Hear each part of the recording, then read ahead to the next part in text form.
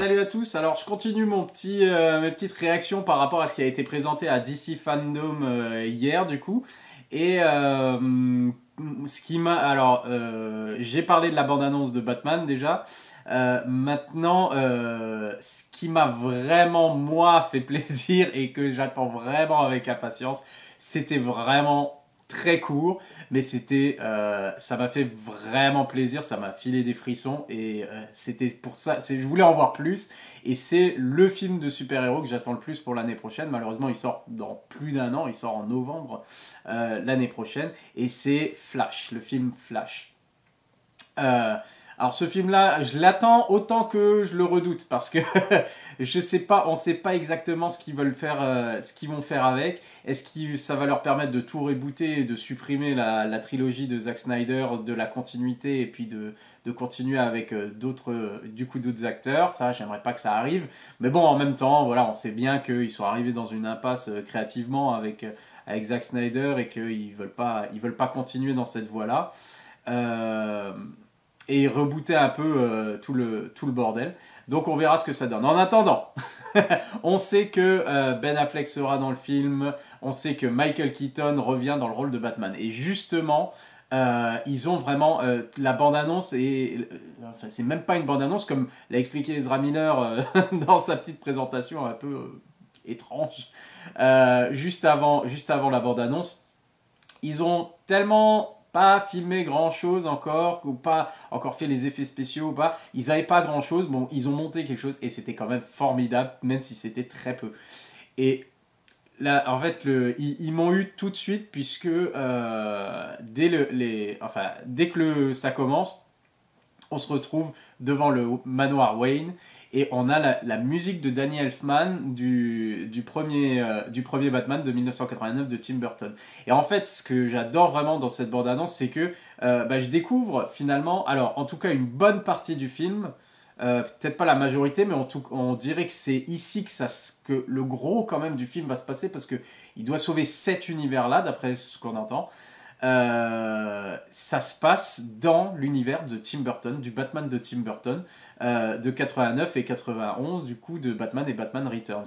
Et forcément, mais on le savait, Michael Keaton reprend son rôle là, et ça fait juste plaisir parce que dès les premières secondes, on a la musique, le manoir Wayne, et j'ai l'impression que c'est les mêmes décors, j'ai l'impression que c'est la même chose, le même manoir exactement qu'ils ont pris justement pour retourner le film, pour retourner ces scènes-là, donc que le manoir de l'époque. Il y a la musique de Danny Elfman, il y a la Batcave où on allume en descendant le gigantesque interrupteur. Et bien entendu la voix de Michael Keaton, c'est lui qui parle. Il y a un dialogue avec Barry Allen du coup, qui lui explique, qui lui demande, voilà, il peut voyager partout. Pourquoi est-ce que il va pas se battre, il va se battre ici et essayer de sauver ce monde-là. Et en fait, on sait, puisque on sait que la mère de Barry a été assassinée, que son père il est en prison et qu'il porte le chapeau alors que c'est pas lui qui l'a tué. Et on se doute bien que voilà, Barry a voyagé dans le temps pour essayer de réparer ça. Et il se retrouve en train de foutre en l'air le continuum espace-temps. Et il se retrouve de multivers, dans différents mondes, différents univers. Il explore le multivers de DC.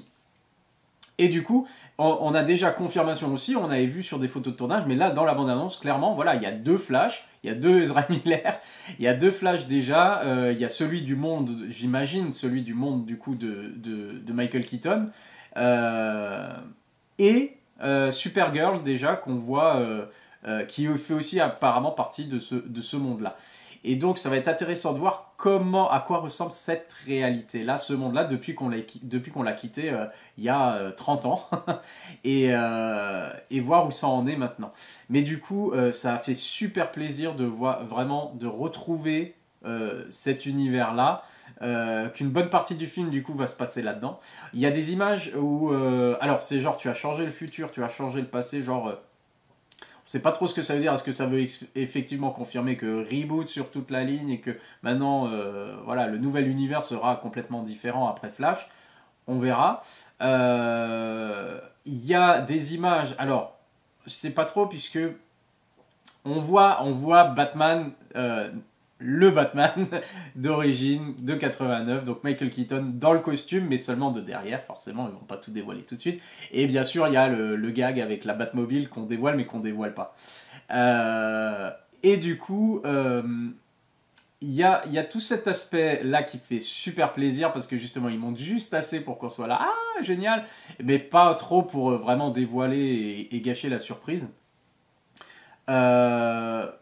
Maintenant, la question, c'est, dans la bande-annonce, il y a justement, on voit le costume de Batman qui est par terre. Alors, je sais plus si c'est des taches de sang ou quelque chose comme ça, mais en morceaux. Enfin, il y a la cagoule d'un côté, puis on voit le costume de l'autre côté avec le symbole du coup. Voilà. Et c'est clairement le costume de Michael Keaton. Alors, je sais pas exactement ce qu'ils vont faire avec ça. Ils n'ont pas intérêt de le tuer, j'espère. Faut pas déconner, ils ne le font pas revenir juste pour le tuer.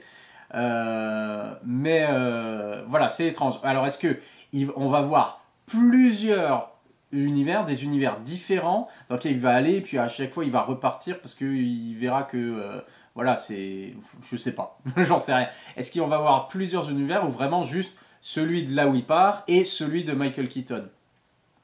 Je sais pas, c'est à voir. Et c'est pour ça que c'est intriguant. Quelles sont toutes les modifications qu'il fait, etc., etc. Est-ce que c'est vraiment un film d'aventure, de voyage dans le temps, un peu comme Retour vers le futur 2 finalement, où à un moment il part dans le futur, après il revient dans le passé, après il repart dans le futur, mais c'est plus le même futur, etc. Ou alors il part dans le passé et quand il revient, après tout a changé, et puis c'est voilà. Quel va être le scénario? Je sais pas, mais j'ai hâte de voir ça. En tout cas, la bande-annonce m'a fait très plaisir et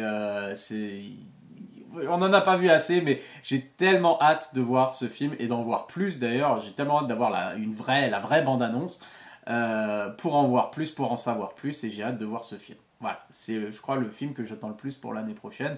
J'ai rien d'autre en tête là qui dépasse ça. Le fait d'avoir deux Batman, Ben Affleck et bien sûr Michael Keaton, et le retour surtout du Batman de 89, j'ai vraiment hâte de voir ça. Donc voilà, c'est tout pour la bande-annonce, vraiment le petit teaser de Flash qu'on a vu. C'était pas beaucoup, mais ça m'a fait plaisir quand même. Voilà, allez, à la prochaine, bye.